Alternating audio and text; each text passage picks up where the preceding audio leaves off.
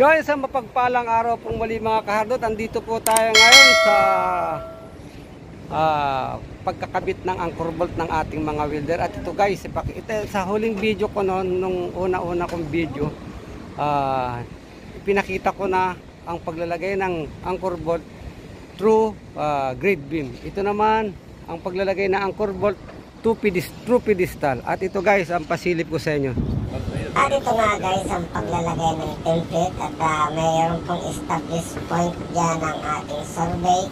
Ngayon minarkahan ng ating mga karpintero para sa paglalagay ng template ng ating anchor bolt. X and Y mark, grid 1, X, grid line X and grid line Y. X and Y po lagi ang ating point dyan para 90 degrees para hindi mahirapan maglagay ng plate.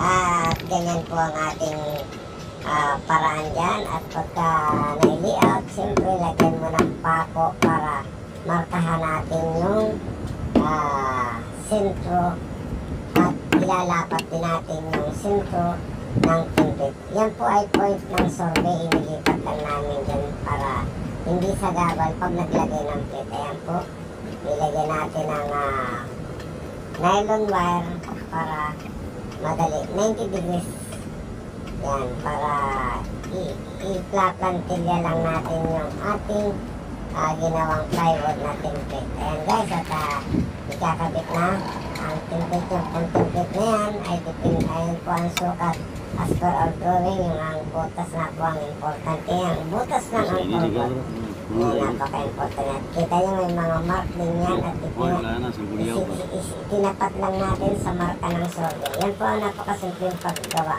ng ating pag-install ng template para sa ating anchor bolt. Ayan guys, at pagka na-fix yan ng ating karpintero, yan, matibay na yan, ay pwede nang ilagay ang anchor bolt at para masundan naman ang welder maglagay ng support. Ayan guys, nilagay na nila at isusubok. Yun guys, na-fix na ang plate. Ang ilasunod dyan ng anchor bolt. Ayan, ganun lang kasimple. Kailangan talaga yung X and Y axis. Yung lender yan, may point ang ano dyan, ang mga survey. Yan ang point ng survey. Ayan guys, at napakadali ikabit ng plate. Simple lang. Yun. Okay, nilalagay na ang anchor bolt. Anchor bolt na. Ayan, nilalagay na ang anchor bolt guys. Ayun lang.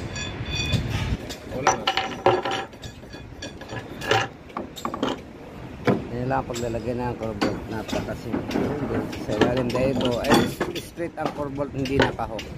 Ayan. Kahit na ang anchor bolt natin ay straight. Yan, kung makikita nyo guys. Ayan, diretso lang siya yan.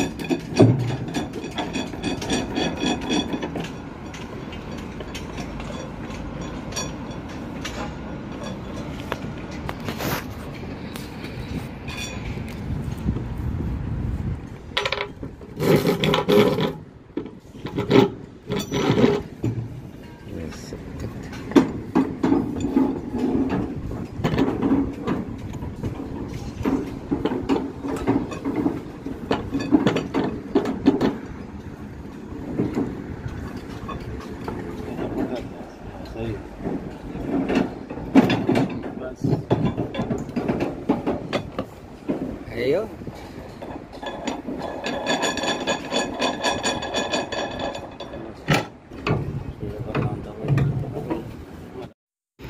At yan nga mga kahardot, nakita nyo naman na ilagay ng anchor bolt. Ayan, at pagkakumpleto nyan, siyempre kailangan naman niyang i-level.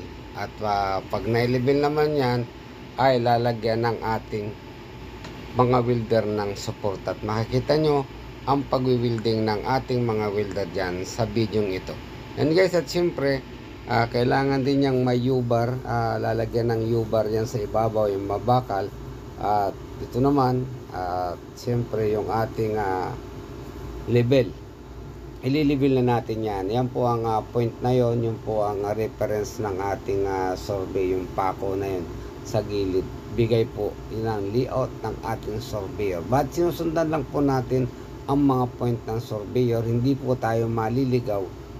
Talaga namang kailangan ng survey dahil ito po ay anchor bolt. Diyan po ang depende ng ating length. Ang ating distansya ng mga kulom ay magiging sakto dapat pag ikinabit natin dyan sa ating anchor bolt.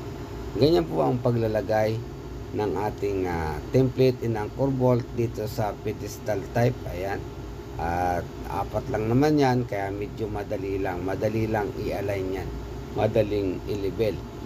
At kailangan maging equal yan, hindi baling mapataas ang ating anchor bolt as long as may thread yan kaysa mapababa. Pag mababa, mahirap, hindi baling tumaas ng kaunti. Yan po ang tip dyan sa pagkakabit. Ayan po, at natapos na nga, at welder na ang susunod yan. Chichikin pa rin ng welder yan pag kanilang nilagyan ng support. Ayan guys. Yan guys, ito po ang ating elevation. Ayan, ang elevation po natin, ang anchor bolt projection ay ito. Pantay-pantay po sila. At tayo po ay gumawa ng template. Ayan guys, ito po ang ating template na plywood. At ang ating top ng ating anchor bolt na meron tayong projection na 15 cm. Projection 15 cm. 15 cm is the projection of bolt, at ang ating pong suporta sa ilalim ay ginawa po natin ay i-weld na lang po natin ito. Kaysa po i-tight natin, gumamit po kami ng weld. At ito naman ay doon sa ibaba, ayan, diagonal, makita diagonal diretso doon sa ilalim. At may ipit po dito straight bar, naka-square po siya. Yan po ay straight anchor bolt na mayroong nut sa ilalim, kaya wala po sa ikot yan, naka-fix yung nut sa ilalim. Yan po guys ang pagkalat. Siyempre ang ating survey naglagay ng axis. Ito ang center line ng grid line na nilagay nila. Ayan, may point sila dyan, ayan, mga point. At ito naman sa kabila, ayan, X and Y lagi, X and Y po lagi. At yun guys, at ang ating mga welder ay nandun sa kabilang yun. Sila ay nagwi-weld ng anchor bolt. Ayan, naglalagay sila ng suporta. At kung mapapansin nyo, hanggang doon sa dulo, inilagay na nila ang plate. Ayan, ang ating welder kumakaway, at yan ay kakaltasan ng 1 oras dahil kumakaway. No, biro lang, joke lang. Ayan po. At may helper sa ilalim. Ito po ay nasa pedestal, itong ating anchor bolt na ito. Kaya ganyan ang system. Ang size po ng ating anchor bolt ay 30 or 3 cm, 30 mm po yan. High strength anchor bolt. At tayo po ililipat sa ibaba at ipakikita ko sa inyo ang pagkakabit ng anchor bolt, kung paano inilalagay sa plate. Guys, sakit tayo dito. Problem.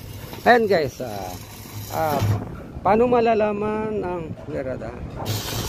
tissue? Paano malalaman ang projection na yan po? Mayroon pong established elevation. Yung pakong yan, established elevation niya ng ating surveyor. So yan ang top ng ating anchor bolt. So nakalibel po yan. Where is your level? Give your level. I want to check this level. Yan, kailangan pong nakalibel yan bago nila i-fit. Yan, nakalibel. Very good. Ayan po, at napakaganda ng pagkagawa ng ating welder.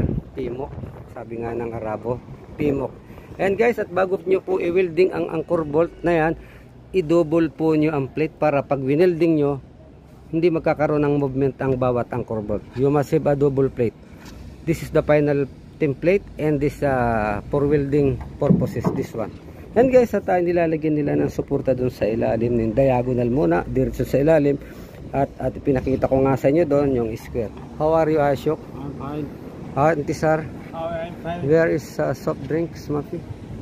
Ayan guys, at nandun na sa dagawin dulo ron ang naglalagay. Ayan, naglalagay ng template. Yung karpintero doon. Tingnan natin. Ashok. Ayan, naglalagay po siya ng plate ng anchor bolt. At pag nailagay nila yung plate na yan, isasalpak naman ng ating mga welder ang anchor bolt. Yan po. At yung mga kahardot, napakasimple ng pagkakabit ng anchor bolt. Kung mayroon kayong establish point ng ating surveyor. Napaka-importante po niyan, yung X and Y. At doon na lang po babase sa ating template. Ang template po natin nga ay itong plywood na yan. Yan po ang ating template na meron niyang center mark. Katulad dito makikita nyo, nakasentro yan. Diyan na lang po susunod at nakitang-kita naman yung linya nakatama dyan sa marking. Kaya walang kawala ang ating anchor bolt. Ang kawala niyan, pagka yan ay binuhusan at nagkaroon ng movement ang pedestal, ayun, mawawala. Pero hindi po yan mawawala dahil may mga suporta naman. At yan guys, ang ating pakita sa inyo sa pagkakabit ng ating anchor. Hanggang dito na lang muna ang aking video at kumusta po kayo dyan? This is Kahardot nagsasabing ang salita.